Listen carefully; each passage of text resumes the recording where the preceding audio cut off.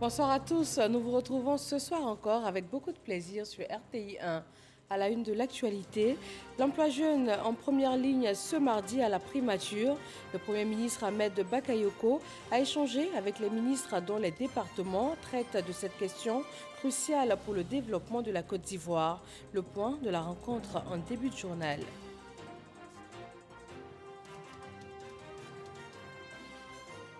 5 projets de loi ont été adoptés aujourd'hui par l'Assemblée nationale, des lois relatives à la bonne gouvernance et surtout au budget de l'État. Le groupe parlementaire Rassemblement a traduit ses encouragements au gouvernement pour les projets de développement en cours. Tiasalé, à 120 km au nord d'Abidjan, est une ville qui fait exception en matière de gestion des établissements scolaires. Les frais COGES n'y existent pas. Le conseil municipal prend en charge les travaux d'entretien de l'école.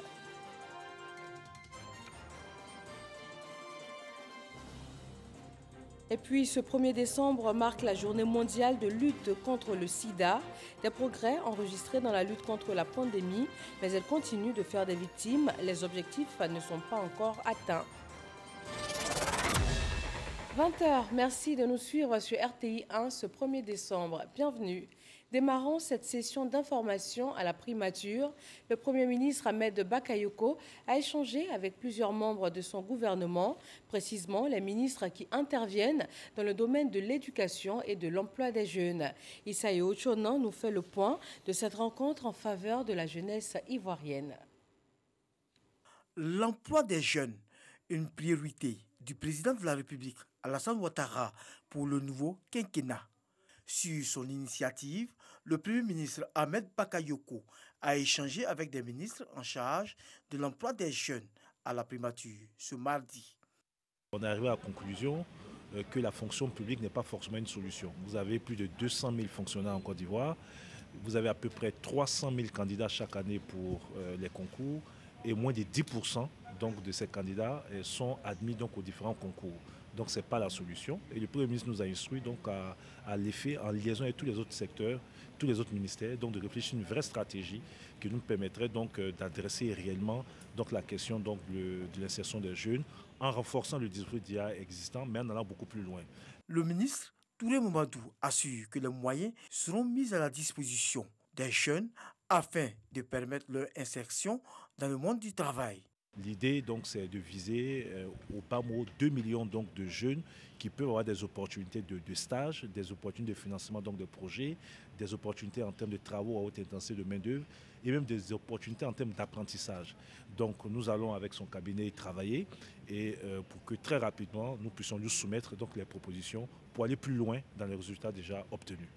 Les ministres en charge de l'emploi des jeunes ont convenu très rapidement à faire des propositions concrètes au président de la République, Alassane Ouattara, pour résoudre efficacement le problème de l'emploi des jeunes en Côte d'Ivoire dans les 5 prochaines années. À l'Assemblée nationale, 5 projets de loi ont été adoptés. Ils sont notamment relatifs à la bonne gouvernance, au système statistique national et surtout au budget de l'État. Lansine Bakayoko. L'organisation du système statistique national, la prorogation du mandat des membres de la Haute Autorité pour la bonne gouvernance, la loi de règlement pour 2019, la loi rectificative du budget de 2020 et la loi de finances de 2021 sont les 5 projets de loi votés par l'Assemblée nationale en sa séance plénière de ce mardi 1er décembre 2021. Mais le texte qui aura suscité le plus d'intérêt est celui portant budget pour l'année 2021. On a voté ce budget pour permettre au chef de l'État de continuer son œuvre de développement de la Côte d'Ivoire, permettre aux Ivoiriens de connaître un peu l'épanouissement et permettre aussi au président Alassane Ouattara de continuer les infrastructures qu'il a déjà commencé depuis le début de sa gouvernance dans notre pays. Pour la réalisation de tous ces investissements ainsi que pour le fonctionnement de l'État, le gouvernement a prévu un budget d'environ 8 400 milliards de francs CFA. Un budget optimiste dans un contexte de contraction de l'économie mondiale en raison du choc de la pandémie et des restrictions des chaînes d'approvisionnement. Mais un budget tout de même réaliste au regard du potentiel de la Côte d'Ivoire et de l'efficacité de la gouvernance de ses dirigeants. Nous ne voulons pas être pessimistes. Le président a toujours été optimiste et vous avez vu les résultats. On ne pouvait pas reculer, mais vous verrez que malgré la pandémie que nous avons, nous allons rebondir. Donc le budget, il est normal. Cette séance plénière a enregistré une mobilisation exemplaire des députés, notamment ceux appartenant à la mouvance présidentielle. Cette mobilisation indique l'engagement des députés envers l'action du président de la République. Nous l'avons voté en toute connaissance de cause. Il faut préciser que le groupe parlementaire PDCI-RDA a soulevé une objection de suspension des séances, notamment en protestation contre les procédures judiciaires engagées vis-à-vis de quelques députés de l'opposition inculpés pour sédition. Cette objection sous forme de préalable n'a pas eu d'écho favorable auprès de la Chambre basse du Parlement. Dans le domaine de l'éducation, chaque rentrée scolaire implique pour les parents d'élèves des sorties d'argent, au nombre desquelles les frais de COJES institués dans les écoles, collèges et lycées. Mais dans la commune de Tiasalé, le conseil municipal a décidé de prendre en charge ces frais, une première dans une commune de Côte d'Ivoire. Didier Nguessan. À peine débutée, l'année scolaire 2020-2021 est menacée de perturbations. Pour cause, certains parents d'élèves jugent de plus en plus exorbitantes les cotisations par élève imposées par les comités de gestion des établissements scolaires, COJES. Face au risque de perturbation des cours, une commune a décidé de réagir. Il s'agit de Tiasalé, situé à 106 km d'Abidjan. Le conseil municipal a décidé de prendre en charge tous les frais des comités de gestion des établissements scolaires dans les 23 écoles primaires et 8 établissements préscolaires que compte la commune de Tiasalé. Il ressort de nos investigations que les frais de COJES additionnés aux frais annexes reviennent très chers aux parents. Par la loi sur les transferts de compétences, les maires et les présidents des conseils régionaux sont responsables de la gestion, de la construction des bâtiments dans les écoles primaires et dans les lycées et collèges pour les conseils régionaux. Alors, ce transfert de compétences-là, il est accompagné d'une subvention financière que l'État envoie aux collectivités pour les aider à gérer les écoles. Malheureusement, la subvention ne vient pas à temps, ou bien quand elle arrive, elle est très infime. Par conséquent, les élus locaux ont décroché. Mais il n'empêche qu'une partie de l'argent arrive. Et donc, nous, à Tiasalé, devant les difficultés des parents et devant les crises que cette affaire de COJES crée chaque année à l'entrée scolaire, le conseil municipal, en tout cas sous notre instruction, a décidé de supprimer dans la commune de Tiasalé, en tout cas sur tout le territoire de la commune, l'ensemble des cotisations COJES. Et la mairie joue maintenant son rôle, puisque c'est une compétence qui est transférée. Le maire décide de récupérer la compétence qu'on lui a transférée et d'exercer effectivement ce pouvoir-là en gérant l'école sur son territoire. Voilà le sens de la décision que nous avons prise. Un engagement qui coûte à la commune 20 millions de francs CFA par an. De quoi soulager les parents d'élèves satisfaits de cette initiative du conseil municipal. C'est une très bonne initiative que la mairie décide d'aider les parents d'élèves que nous sommes. Nous aimerions aussi que les autres villes aussi de la Côte d'Ivoire fassent aussi de même. Il a bien fait de penser aux parents d'élèves de Tiasalé.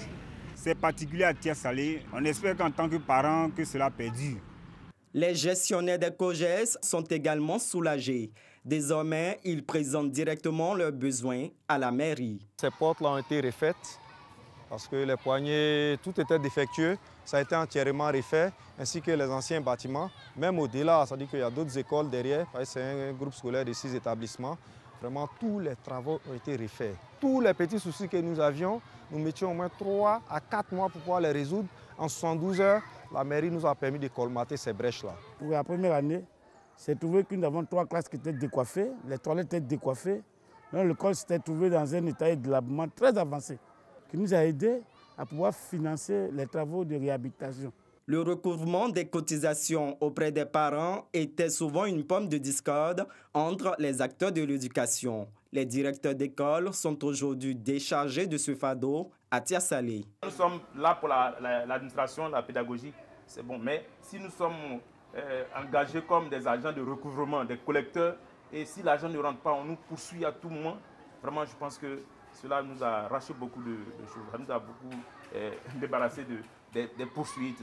Et même, je voudrais dire que même, ce n'est pas à Tia-Salé, mais il y a des directeurs d'école qui ont été démis pour n'avoir pas versé la totalité d'argent. Sous prétexte qu'ils ont dépensé leur argent, l'argent des enfants, les enfants ont payé, les enfants n'ont pas payé. Il y a d'autres qui ont été démis pour ça. Et donc maintenant, je crois que toute cette histoire-là ne va plus se répéter. Cette initiative du maire Assalé Tiemoko et de son conseil municipal a toutefois des limites. Elle ne concerne point les lycées et collèges, la municipalité n'ayant pas compétence sur les établissements secondaires qui sont du ressort du conseil régional. Il faut que les choses soient claires. Il ne faudrait pas que les parents qui ont des enfants au secondaire et des enfants au primaire disent au primaire on ne paye rien, donc moi je ne paye pas au secondaire puisque le maire prend tout en charge. Ce n'est pas ça. Il ne faut pas comprendre cela comme ça. Celui qui est au collège, qui a des enfants au collège, paye ses cotisations au collège. Celui qui a ses enfants au primaire dans la commune de Tia-Salé ne paye rien. Dans le secondaire, les parents d'élèves continueront donc de mettre la main à la poche pour faire face aux frais COJES, à moins que les hommes de la mairie au primaire ne fassent des émules. C'est du moins le vœu du préfet de département. Nous pensons que tous les conseils régionaux doivent pouvoir budgétiser tout ce qui est frais, COJES et ANES. Cela éviterait, j'en suis sûr, les perturbations que nous enregistrons chaque année au cours de l'année scolaire. En prenant en charge les cotisations des parents d'élèves au préscolaire et au primaire, le conseil municipal de Tia-Salé contribue à sa manière au développement du système éducatif.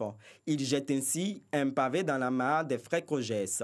Espérons que les hommes de Tia-Salé deviennent un cas d'école.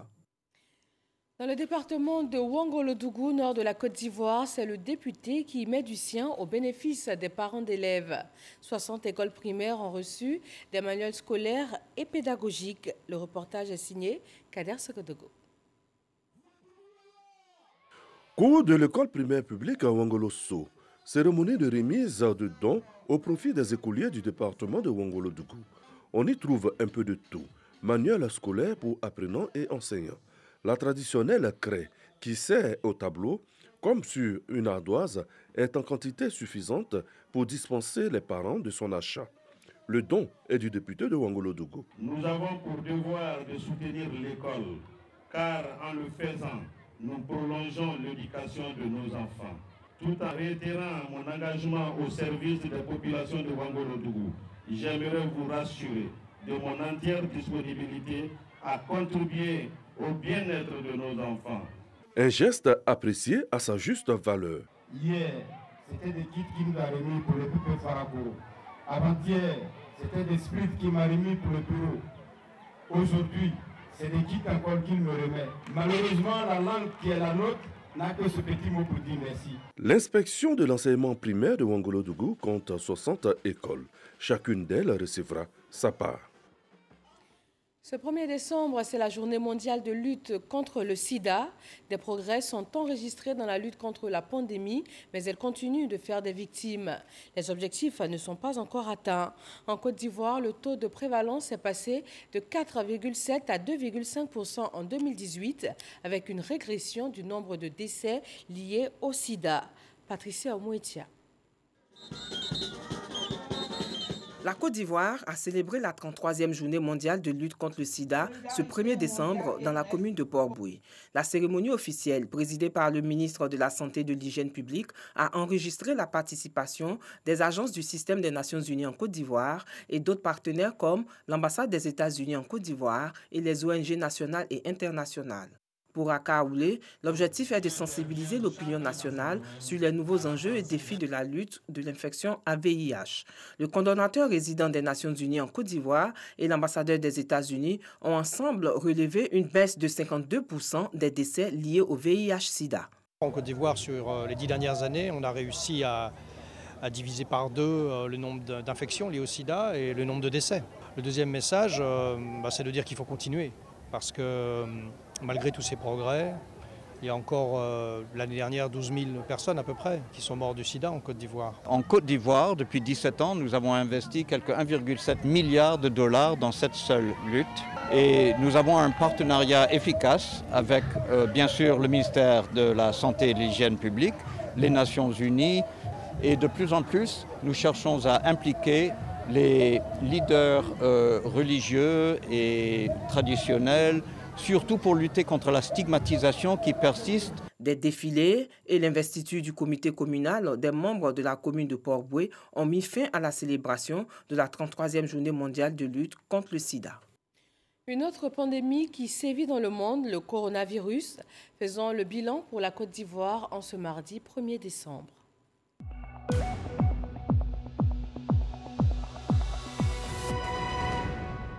Le ministère de la Santé et de l'Hygiène publique a enregistré aujourd'hui 3 nouveaux cas de Covid-19, 17 guéris et 0 décès. À la date de ce 1er décembre, la Côte d'Ivoire compte 21 334 cas confirmés, dont 20 981 personnes guéries, 132 décès et 221 cas encore actifs. Et cette crise sanitaire n'arrange pas les choses du côté du Centre national de transfusion sanguine. La pénurie en produits sanguins s'est accentuée et pour répondre aux besoins, la radiodiffusion télévision ivoirienne RTI et l'ISTC Polytechnique initient sur 2 jours une collecte de sang sur tous leurs différents sites. L'opération a démarré aujourd'hui, 1er décembre, et prendra fin donc demain. Sephora Zegui. Le directeur général, ses proches collaborateurs et tous les agents de la radiodiffusion télévision ivoirienne ont répondu présents à l'appel du ministère de la Communication et des Médias pour sauver des vies. Sans contrepartie, ces agents du siège de Fréquence 2, de Radio Côte d'Ivoire, de la 3 et de RTI Boaké ont volontairement décidé d'agir en donnant leur sang. Vu que dans le monde, nous entendons des femmes enceintes qui manquent de sang, des enfants atteints du cancer, en tant qu'entreprise citoyenne RTI, j'avais voulu donner au moins mon sang pour que ces enfants, ces femmes qui manquent de sang à l'accouchement puissent avoir le sourire. Ma tante était hospitalisée. Il lui fallait du sang. C'était un week-end. Il n'y avait pas de sang. Et j'ai été personnellement interpellée.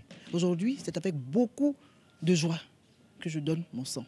Cette collecte de sang va permettre non seulement à la RTI de redonner le sourire à des patients atteints de cancer, de drépanocytose et des accidentés, mais également de confirmer son label de première entreprise citoyenne.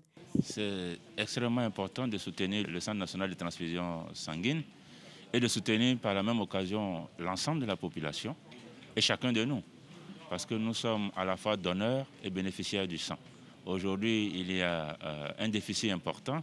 RTI aujourd'hui s'est engagé dans cette œuvre nationale et va accompagner le CNTS pour que la population soit sensibilisée et se mobilise pour qu'ensemble nous relevions le défi. Fosseni Dambélé, le directeur général de la RTI, entend pérenniser cette initiative par la création d'un club de donneurs au sein de l'entreprise. Nous avons à la RTI une direction des ressources humaines qui met l'accent sur l'aspect social et nous entendons faire en sorte que nous ayons un club actif de donneurs bénévoles de sang de la RTI et des structures associées. Et donc nous allons tout mettre en œuvre pour tenir la réalité de ce club, le rendre fonctionnel et faire en sorte que nous puissions donner régulièrement du sang. Les besoins en produits sanguins de la Côte d'Ivoire sont énormes. 60% de la consommation du sang vient du couple mère-enfant, d'où l'importance des séances de collecte de sang pour la pérennisation de l'humanité. Des opérations de ce genre organisées par des structures comme la RTI, comme le ministère, les institutions comme le ministère des médias sont les bienvenues. Et c'est ce que nous encourageons, que chaque organisation en Côte d'Ivoire, dans un geste de solidarité, dans un patriotisme, accepte de participer à cet élan du don de sang, à cet élan de générosité. Le besoin de la Côte d'Ivoire en produits sanguins est estimé à 260 000 poches de sang l'année. Les dons effectués par les bénévoles ont permis au Centre national de transfusion sanguine d'atteindre 160 000 poches de sang par an. Un gap de 100 000 poches de sang reste à relever. Et pour aider le CNTS à atteindre ses objectifs, la radiodiffusion télévision ivoirienne compte recueillir plus de 500 unités du 1er au 2 décembre sur tous ses sites. Le centre hospitalier universitaire CHU de Bouaké reçoit un appui en matériel de la part d'une organisation non gouvernementale. L'ONG Oukademain et ses partenaires français ont offert des lits spécialisés, des réactifs et aussi des intrants afin de faciliter la prise en charge des patients démunis dans cette structure de référence. Kader Sogodogo. Des lits de nouvelle génération, des glucomètres et bien d'autres matériels.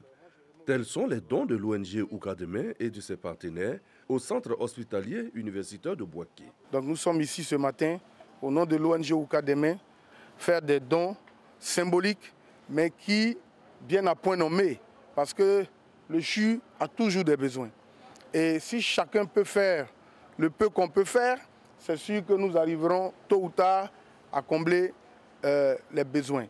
Pour les responsables du CHU de Bouaké, cette action est appréciée à sa juste valeur. C'est un bon départ pour nous et nous voulons, au nom de la direction, compter avec sa détermination à satisfaire la santé de la population de Bouaké. Et nous aussi, nous faisons de telle sorte que ce don soit utilisé à bon escient.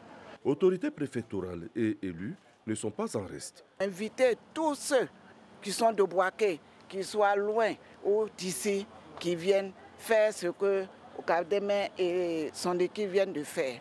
Parce que Bouaké a besoin de ça. Je voudrais donc féliciter l'ONG avec son président et tous ses membres et souhaiter que ce qui a commencé continue pour pouvoir le CHU de matériel nécessaire pour soulager la population. Cette action sociale de l'ONG Oukademain va se poursuivre dans les formations sanitaires urbaines de Bouaké, où des glucomètres seront offerts pour permettre le dépistage du diabète.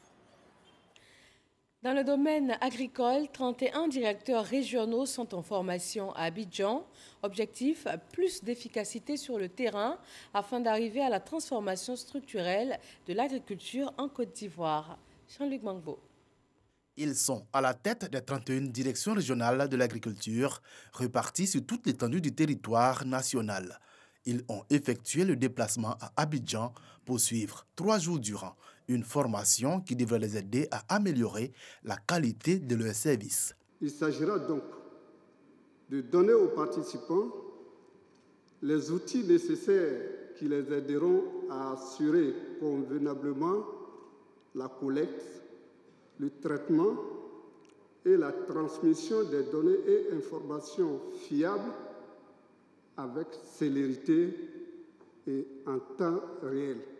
Des ressources humaines qualifiées pour contribuer à une transformation structurelle de l'agriculture ivoirienne, tel est à terme l'objectif du ministère de l'Agriculture et du Développement rural. Vous êtes chargé de la coordination, du suivi et de l'évaluation des activités agricoles dans nos régions respectives. À ce titre, vous assurez la remontée des données et informations fiables vers l'administration centrale qui permettent la prise de décision au profit des acteurs du secteur agricole. Cet atelier de formation est également l'occasion de faire l'état des lieux des 31 directions régionales du pays et de définir les perspectives. Définition également de perspectives pour les gestionnaires du parc national de Taï. Ils font le bilan de l'exercice 2020 et planifient donc les activités pour 2021.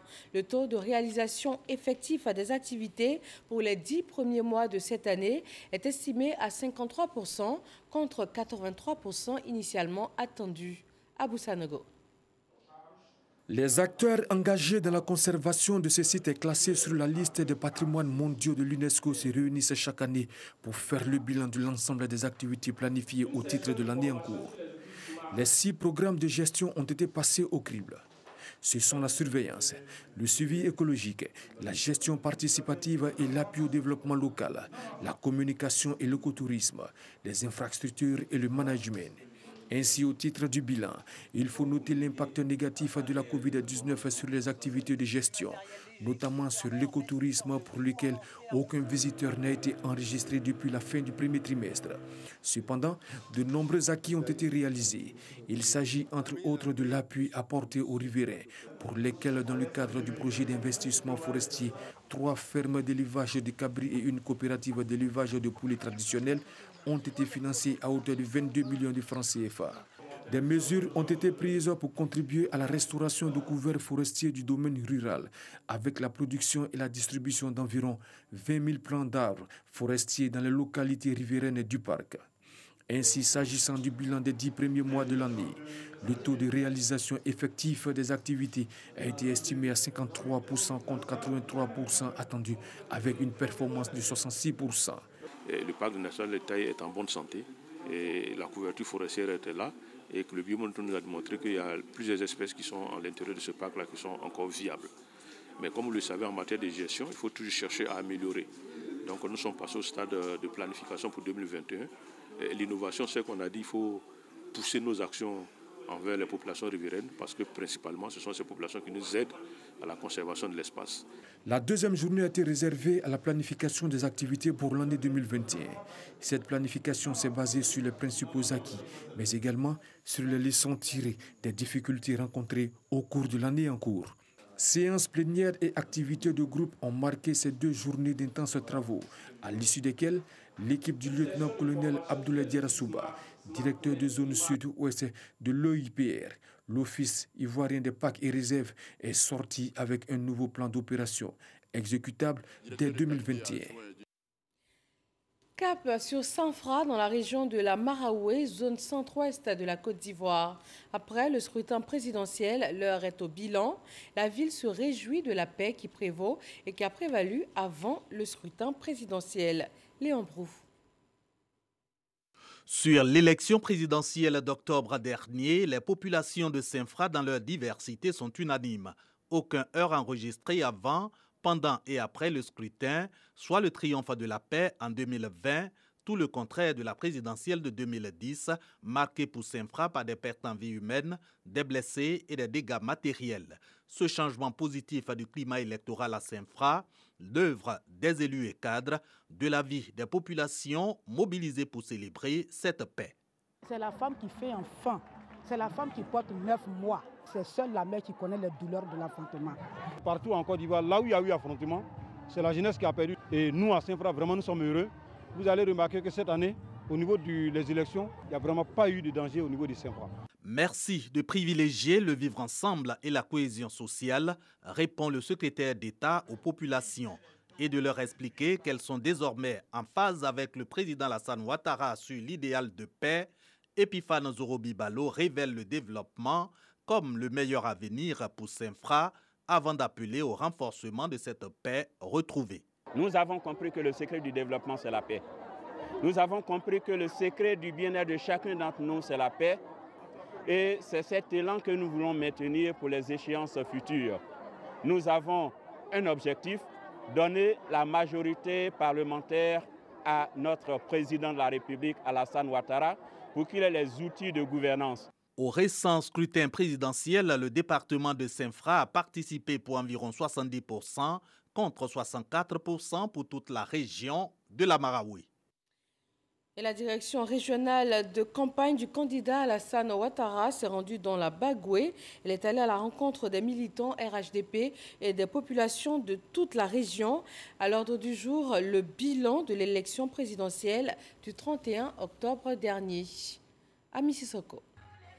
L'heure est à la fête dans la Bagoué après le pari réussi de la victoire du candidat du RHDP au scrutin d'octobre dernier, avec un taux de participation de plus de 90% et un suffrage exprimé de 97,18% en faveur du président Alassane Ouattara. Le plébiscite fait par les populations au président de la République a permis à la région de la Bagoué de faire partie du peloton de tête des régions ayant exprimé plus de suffrages en faveur du candidat du RHDP. La coordination régionale traduit donc sa gratitude aux populations. Ensemble, nous avons fait le choix pour une Côte d'Ivoire meilleure et solidaire dans un environnement apaisé. Et pour cela, je voudrais dire merci à toutes, merci à tous, merci à tous les cadres de la région. Chacun à sa manière s'est investi pour cette victoire. Je voudrais remercier spécialement la jeunesse régionale, car nous les avons vus sur le terrain. Nous avons vu les jeunes sur le terrain, nous avons également vu nos mamans, les femmes qui se sont battues pour qu'on ait ce score-là. Je remercie également les chefs des palais prières, ce qui nous a permis de tenir cette élection sans violence. Une occasion pour le premier responsable régional du parti d'exhorter les populations à se mettre en ordre de bataille pour rééditer cet exploit aux futures échéances électorales. Le ministre Bruno Nabagno-Koné a félicité tous les acteurs de cette victoire. Notre résultat a surtout été le fruit de la cohésion. C'est un travail en commun qui a permis ce résultat. Ça veut dire que quand les fils et les filles de la Bagoué décident de travailler ensemble, le résultat est toujours positif. La célébration de la victoire du candidat du RHDP Alassane Ouattara et de remerciements aux populations a permis de faire 2 heureux bénéficiaires de 500 000 francs chacun, histoire de les soutenir dans leur quotidien ou dans la réalisation de leurs projets. Retrouvez après ce journal votre émission Le Débat avec Lassine Fofana. Il traite ce soir des droits de l'homme en Côte d'Ivoire. Il sera question d'élections et droits de l'homme, de Covid et droits de l'homme, des 60 ans de coopération entre la Côte d'Ivoire et les Nations Unies. CNDH, FIDH, ministère des Affaires étrangères et système des Nations Unies seront représentés sur le plateau. C'est tout à l'heure à 20h50. Merci de nous avoir suivis. L'actualité continue sur rti.ci à 23h. Retrouvez Aboulaye Koné pour un nouveau journal. Bonsoir.